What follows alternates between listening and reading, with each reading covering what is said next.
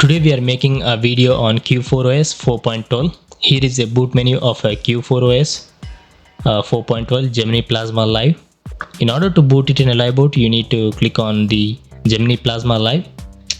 So it's going to take a maximum of 1 minute or a minimum of 30 to 40 seconds because that's the usual timing of every Linux distro to load up the desktop layout. So I forgot to mention that I'm running it on a virtualization, which is a VMware with 80 GB of hard disk, 4 GB of RAM and with 2 processors. So it should take a few more seconds. I already made a video of Q4OS 5.0 testing edition. So if you want to check that out, you can check that out in my channel, which I already posted.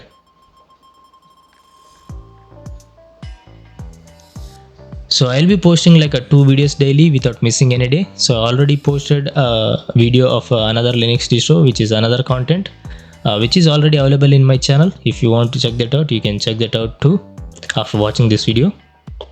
So it's almost like 22 to 23 seconds completed, and we should be having our desktop layout completely loaded. And the KDE Plasma will take a lot of time to load up. A lot of time means it should take like 50 seconds, I guess, usually, to load up the desktop layout. And I think we should be seeing our mouse pointer. Here is our mouse pointer, and you should be seeing a mouse pointer with a highlighter because I set it up in my screen recording like that, or the screen recording software like that. So here is a mouse pointer, and here you can see configuring the system. Try to ignore my stutter because I'm too tired. I already made like 6 videos today, so I'll be stuttering a bit in the middle. I'm sorry for that. So here is the display setup, which is a K dialog and some of the information here. Let's click on OK.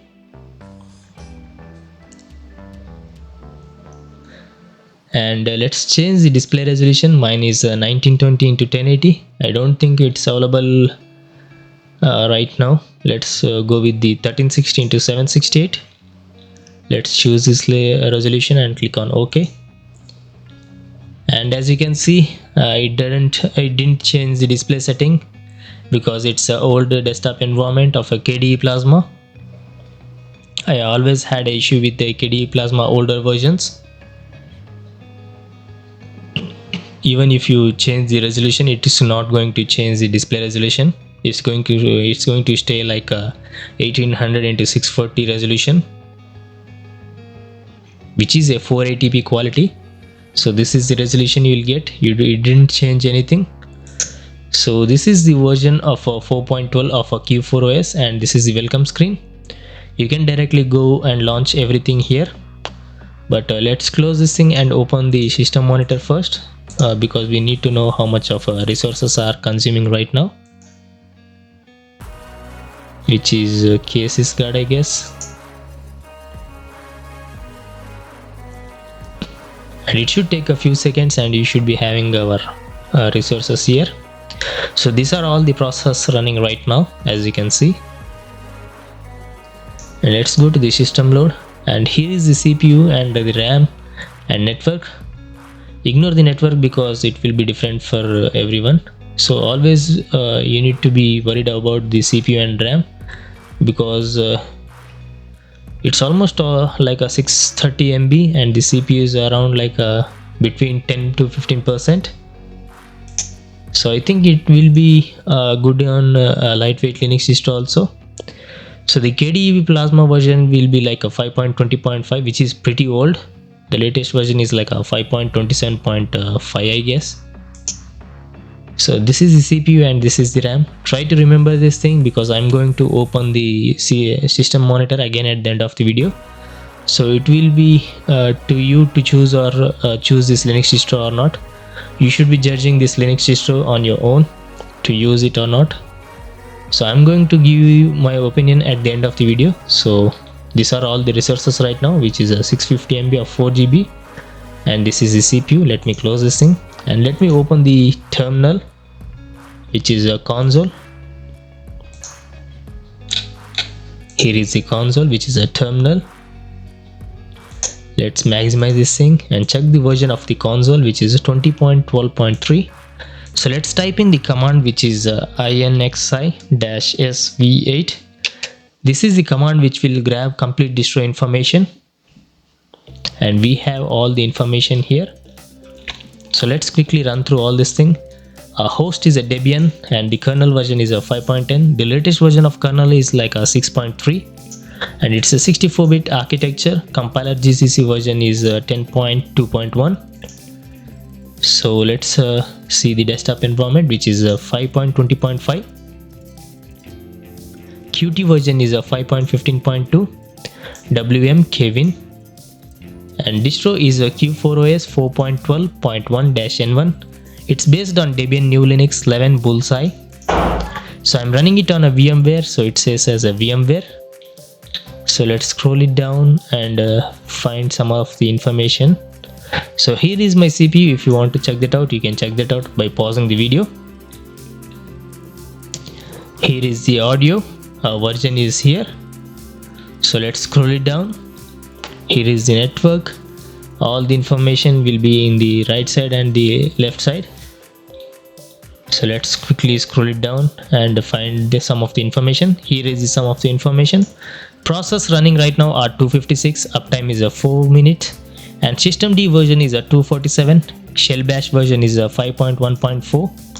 And inxi version is 3.3.01. So let's type in another command, which is a neofetch. Neofetch is not pre-installed. If you want, you can install it on your own. Here is the headstop. Task are 62. Memory is 900 MB. CPU is here. So we saw all the information. Let me close this thing.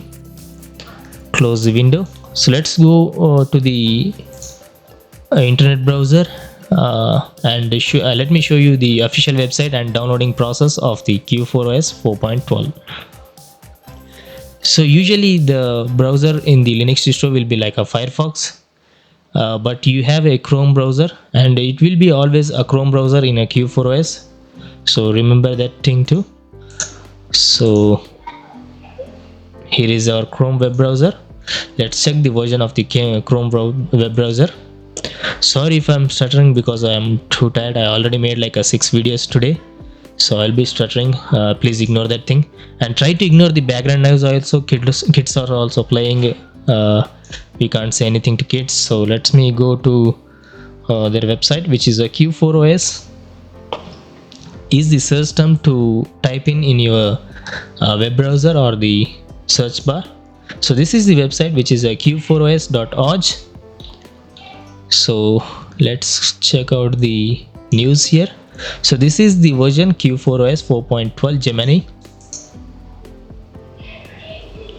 So here are the important things and the changed things will be here. So I already made the Q4OS 5.0 Aquarius testing edition. So if you want to check that out, you can check that out in my channel. So the information is here to download. Click on the download section. So these are all the available ISO files for the Q4OS.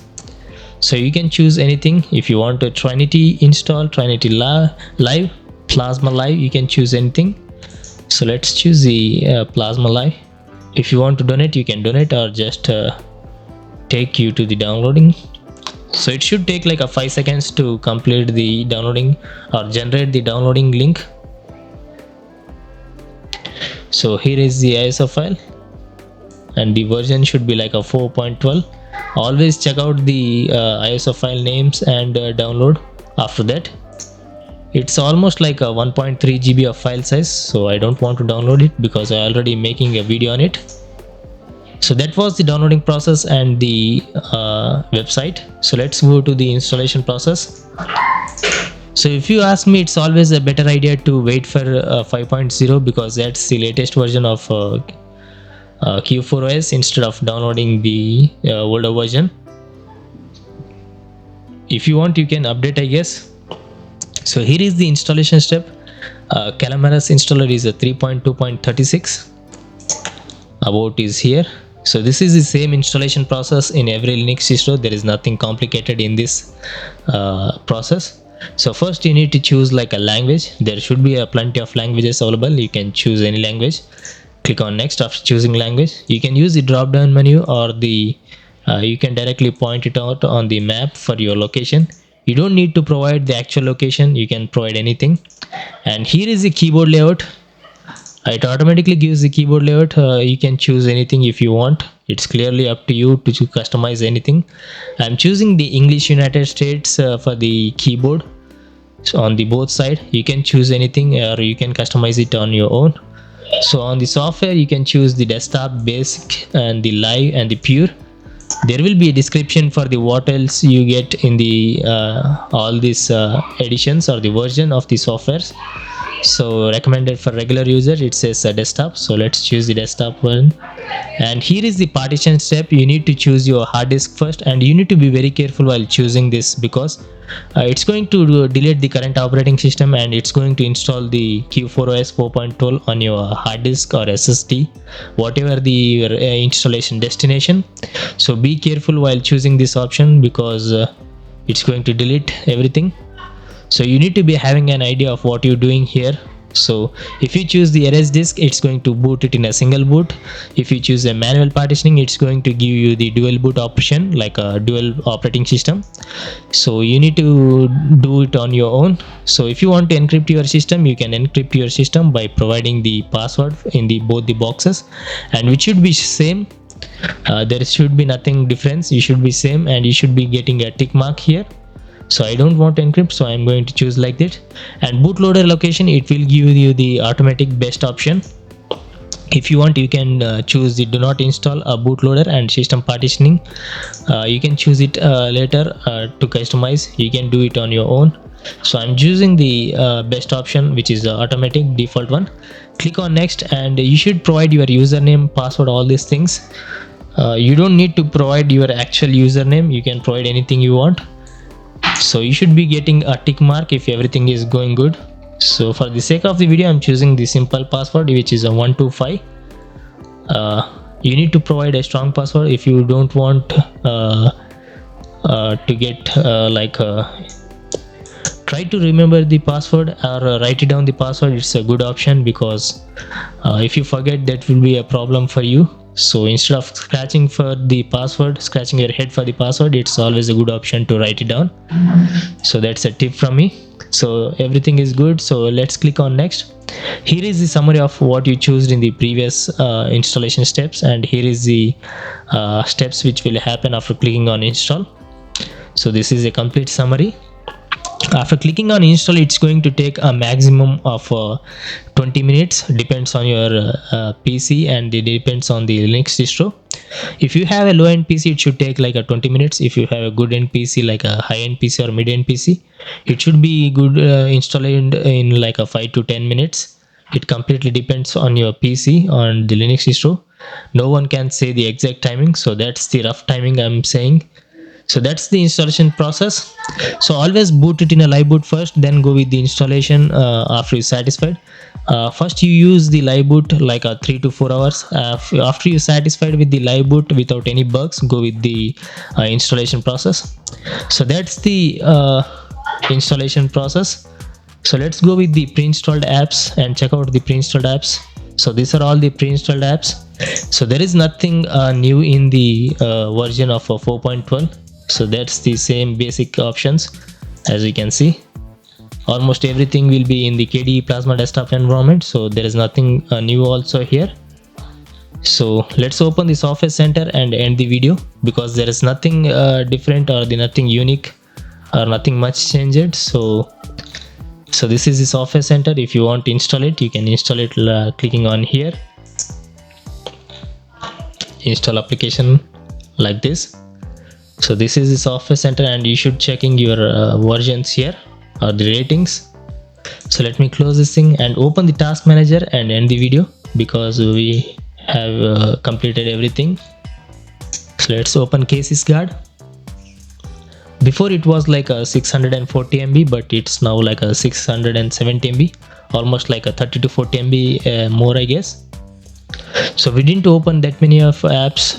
We don't even have that many of apps, so it's clearly up to you to judge to use this Linux distro or not.